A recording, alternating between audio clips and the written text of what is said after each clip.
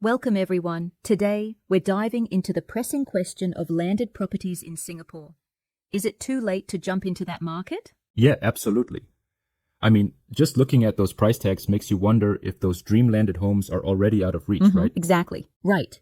And, the reality is, while the prices might seem astronomical at first glance, it's not all doom and gloom. Instead, it's about strategy and understanding market dynamics rather than just the sticker shock. Absolutely. The idea of scarcity plays a huge role here. Singapore's landed supply is fixed. No new land is really coming in, which means these assets have a kind of built-in firmness. Yep, exactly. It's like when you're building a masterpiece. The canvas is limited.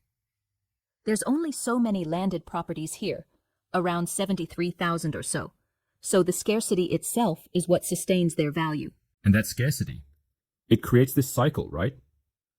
With more buyers chasing a finite number, prices just keep getting pushed up, fueled by the emotional tug of FOMO. Exactly. It's a cycle.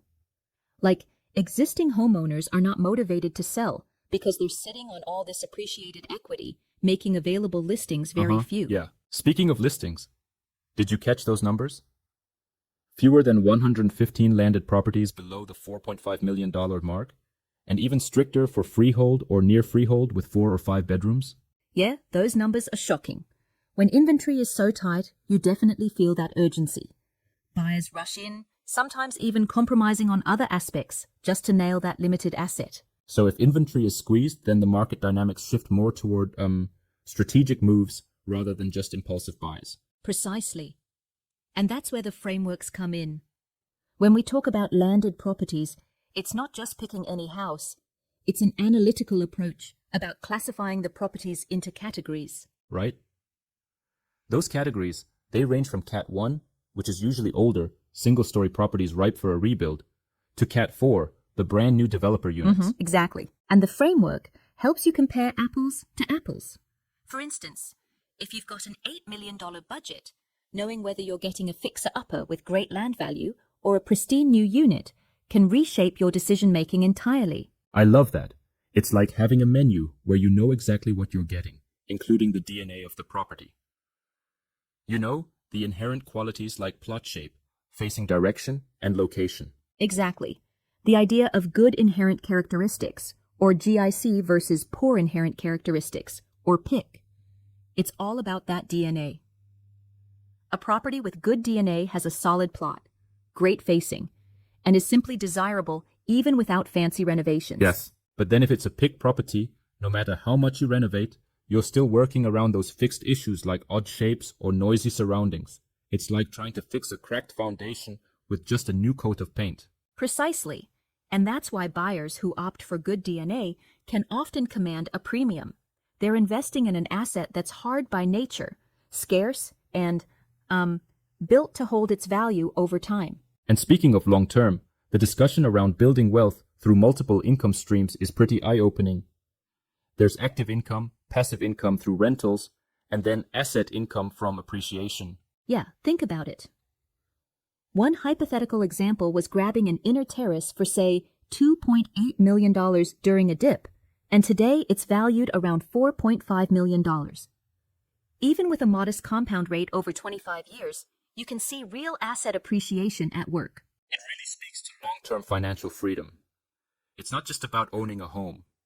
It's about building a portfolio that fuels your freedom later, whether that's for retirement or just more financial choices down the track. Absolutely. And let's not forget liquidity. The fact that residential property transactions in Singapore are like 10 times higher than commercial transactions over the last 8 years shows that these assets are, very liquid. Buyers can exit when needed, which is crucial. Right.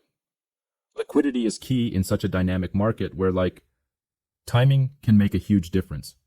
So, what about the typical journey someone might take to get into landed properties? Well, most journeys are multi-step. Starting off in an HDB or a condo, then gradually upgrading. One example was starting with an EC in District 19, then moving up to a penthouse, or another progressing from a BTO to a 3-bed condo, and finally landing a 4-bedroom penthouse. Yep, exactly. And there's that idea of a property ladder, where each move isn't accidental, but a carefully planned strategy. But here's my question. Some say that if you wait too long, the disparity gap only widens, right? Isn't there a risk in delaying the move because you might lose out on that extra appreciation? You bring up an excellent point. Waiting too long means your current asset may appreciate, but typically not as much as if you had switched to a harder asset, like landed. The disparity gap grows because the premium on landed properties continues to widen, especially as the options become more scarce. Right. And so using the framework, evaluating inherent land quality, the property categories, and of course understanding market timing becomes essential. It's like you need a checklist before you make your move. Exactly. And that checklist involves key steps. It starts with a broad district-level decision, figuring out what area aligns with your lifestyle and budget. Then you get down to enclave studies, actually visiting the neighborhoods, getting a feel for the vibe on the ground. That boots-on-the-ground research is so critical. Then you assess the inherent factors of the property plus any value-add components, and finally do your pre-offer homework by analyzing past transactions and getting, a bank valuation. Exactly. It's a non-negotiable process. And for sellers, it's equally important. Sellers need to, strategically market their property. They need to stage properly, harness digital marketing, and even be ready to address any flaws head-on to avoid leaving money on the table. Yeah, like not just slapping up some phone pics and hoping the buyer sees the potential.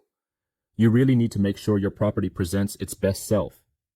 Sometimes even use drone shots or 3D visuals to highlight the unique layout. Absolutely. And speaking of flaws, there are plenty of pitfalls buyers should avoid. Like first, a strict rule is to avoid properties with less than 4 bedrooms unless you're planning a full rebuild. And then there are more nuanced issues like shallow land dimensions that can really limit the potential for a good living space. Right, details matter. There's also that cultural aspect. For instance, properties facing busy roads or near F&B shop houses can be a big turnoff for high-quantum buyers because of noise, car headlights, and even feng shui concerns. Yes, exactly. And it's interesting how the market carefully calibrates these aspects. For example, even if a property has been enhanced, if its DNA is still weak, buyers are likely to demand a discount. It really reinforces that the inherent qualities of the land are paramount. Can't argue with that.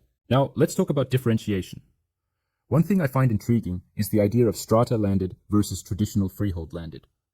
How does that dynamic play into overall pricing? Great question. Strata landed properties, like townhouses in a condo-like setting, have been closing the gap with pure landed properties. As that gap narrows, it pushes pure landed prices even higher, because buyers think, why pay almost the same for strata when I can get the absolute landed deal with more prestige? Yeah, very interesting indeed. It basically reinforces the argument that, with the right strategy, it's not too late to enter the landed market.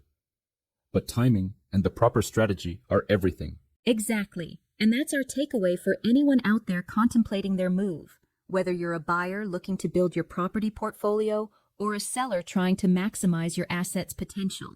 It's all about aligning your strategy with the inherent characteristics, the market demand, and yes, that scarcity factor. And if I may interject, while the data and frameworks are compelling, one could argue that the small margin between the emotional appeal and the cold logic can sometimes make people hesitant.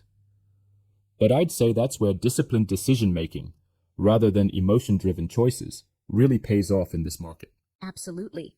And that's a respectful challenge too. People often get caught up in the allure of customization and emotional attachment without crunching the numbers properly. But with tools like quantum bubble charts, you can visually plot out your options and see which property really gives you the best value for your money. Yep, exactly. So, to wrap up, throughout our discussion today, it's clear that while Singapore's landed property market may seem intimidating, it's far from a lost cause. With the right frameworks, thorough market research, and a disciplined approach, it's still a highly strategic move for long-term financial freedom. Right? Whether you're combing through categories of properties or analyzing the inherent DNA with a critical eye, this isn't just about buying a house. It's about securing a scarce asset that can power your financial future. You got it. So for anyone tuning in, Think about your own property journey.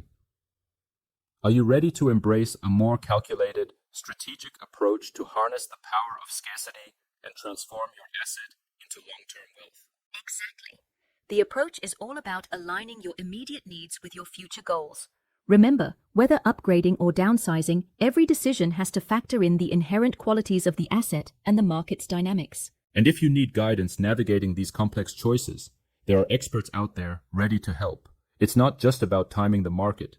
It's about building a foundation for financial freedom. That's it. Thanks for joining us today, everyone. We hope this conversation gives you the insight to approach Singapore's landed property market with the right strategy and confidence. Keep questioning, keep analyzing, and most importantly, keep planning strategically. Thanks for listening.